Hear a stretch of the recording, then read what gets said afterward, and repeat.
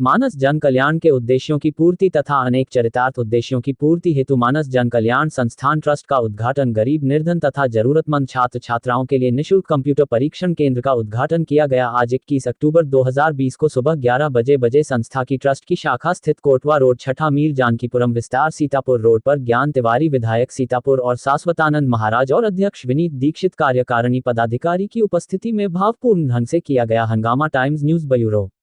नमस्कार, मैं अर्चना आपका स्वागत करती हूँ हंगामा टाइम्स में। आज मैं आपको लेकर के आई तिवारीपुर में, जहाँ पे आप स्क्रीन पे देख रहे होंगे मानव जन कल्याण का एक भव्य स्थापना हो रही है। आज उद्घाटन है, शुभारंभ हो रहा है। यहाँ के पदाधिकारियों से बात करेंगे, आखिर वो मानस जन कल्याण की संस्था के बारे में क्या कहना चाहेंगे। स्वामी जी, इस अवसर पे क्या कहना चाहेंगे, अपने परिचय के साथ बताइए। मैं नारदानंद आश्रम शांति कुटी अध्यात्म विद्यापीठ से आए हुए हैं। ये जो विनीत दीक्षित हैं, ये मानस जन कल्याण उद्घाटन में हम लोग आए हुए हैं और हम इनको कोटि कोटि बार आशीर्वाद दे रहे हैं, साधुवाद दे रहे हैं। भगवान की कृपा से इनके सारे संकल्प पूर्ण हों और ये बहुत उच्चतम स्तर के प्रगति के ऊपर ये जाएं और समाज को लाभ दे सकें। धन्यवाद, साधुवाद। अब हमारे बीच में जुड़ रहे हैं मानस जन कल्याण के संस्थापक और अध्यक्ष विनीत दीक्षित जी। उनसे पूछेंगे कि मानव जन कल्याण संस्थान किस तरीके से आम जनता की और आम जन की सेवा करता है। बहुत बहुत स्वागत है विनीत जी आपको हमारे हंगामा टाइम न्यूज़ चैनल में। Thank you ma'am. जैसा कि आज मैंने इसकी पहली पहल रखी है, मानस जन कल्याण संस्थान, जो कि एक ट्रस्ट है, पंजीकृत ट्रस्ट है, जिसकी आज प्रथम शाखा कंप्यूटर निःशुल्क शिक्षण संस्थान के माध्यम से हुई है। हमारी पहल है इसी तरह के निःशुल्क शिक्षण संस्थान को खोलना और उनमें बच्चों का एडमिशन करना, पंजीकृत करवाना और उनको निःशुल्क शिक्षा देना। हिंदी के माध्यम से, संस्कृत के माध्यम से, संगीत के माध्यम से, मनोरंजन के माध्यम से, डिजिटल के माध्यम से, कई सारे माध्यमों से शिक्षा का विस्तार करना। दूसरी पहल सामूहिक विवाह करवाना। तीसरी पहल निःशुल्क एम्बुलेंस, जो कि हम नहीं कहते सरकारी एम्बुलेंस बहुत अच्छा काम कर रही है, सब कर रही है, लेकिन हमारे जो ट्रस्ट, हमारी जो संस्थान है, इसकी सानिध्य में इसकी तरफ से भी हम बहुत जल्द निःशुल्क एम्बुलेंस की शुरुआत करेंगे, जो जनता तक पहुँचे और जनता के काम आए और जनता की सेवा कर सके। इसके बाद ग्रामीण क्षेत्रों में जो पिछड़ा क्षेत्र है, पानी की समस्या है, वहाँ लेकर संस्थान से जितना हो सकेगा वो करेगा।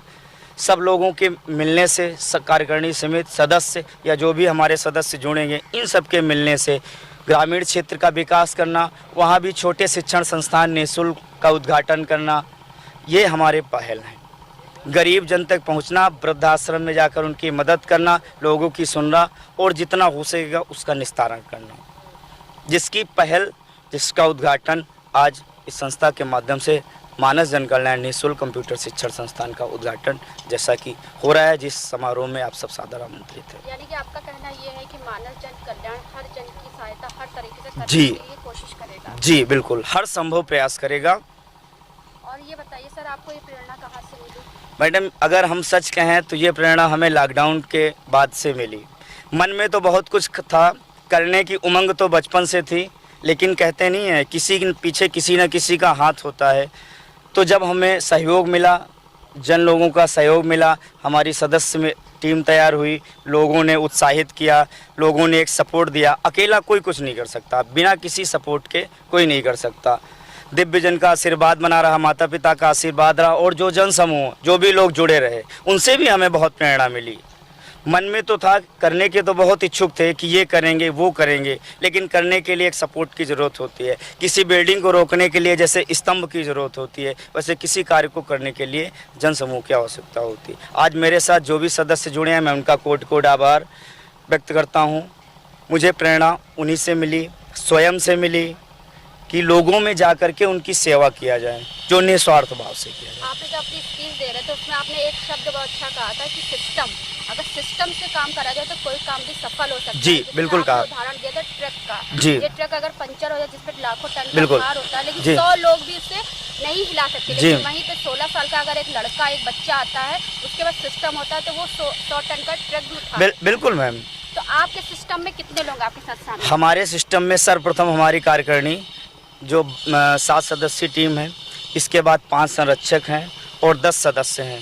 इसके बाद अब हम विस्तार कर रहे हैं सदस्यों को बनाना, जैसे गोंडा, सीतापुर, लखीमपुर, कानपुर, यहाँ से उनको नियुक्त करना और उनके द्वारा जनता की सहायता करवाना।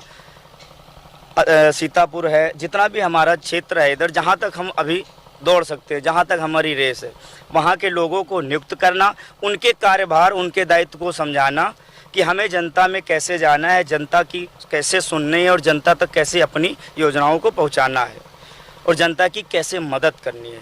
तो ये मानस जन कल्याण का उद्घाटन जो आज हुआ है, तो सर्वप्रथम लखनऊ में ही है कि अन्य जगह? नहीं, आज इस सर्वप्रथम इस ट्रस्ट का उद्घाटन भी यही हुआ है और कुछ 20 मीटर पे जो निःशुल्क कंप्यूटर शिक्षण संस्थान है, वहाँ इसका आज प्रथम शाखा का उद्घाटन है।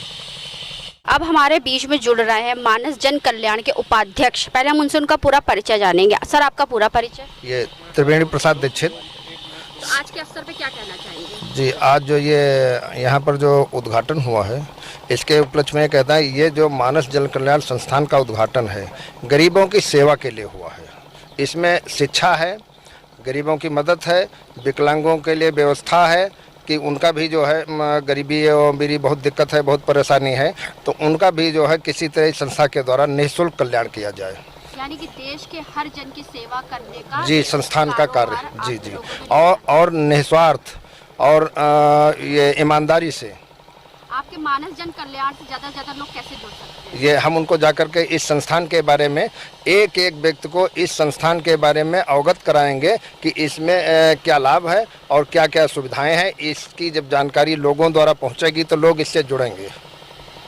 और मानस जन कल्याण किस लिए, आम जनता की सेवा के लिए और क्या क्या सुविधाएं लेकर? और ये जो है दवाई का है, जैसे मान लो ये कोई विकलांग है, कोई बीमार है, या कोई अशिक्षित है, या कोई लड़की अशिक्षित रह जाती है कि वो पैसे के लिए शिक्षा नहीं पा रही है, तो हम लोग देहात में करीब 30 साल से ये जनहित में कार्य कर रहे हैं। जैसे अध्यक्ष जी ने कहा कि जी। सामूहिक विवाह का भी आप लोग जी, सामूहिक विवाह, ये सामूहिक विवाह जो हैं, ये हम जाकर के गरीबों के पास, कुछ लोग ऐसे गरीब हैं जिनके पास शादी के लिए पैसा नहीं, किसी के पास बर्तन नहीं, किसी के पास किराना नहीं, किसी के पास सिलेंडर नहीं, वो हम जाकर के वहाँ जनता, ये भी हम वहाँ करते हैं गाँव में।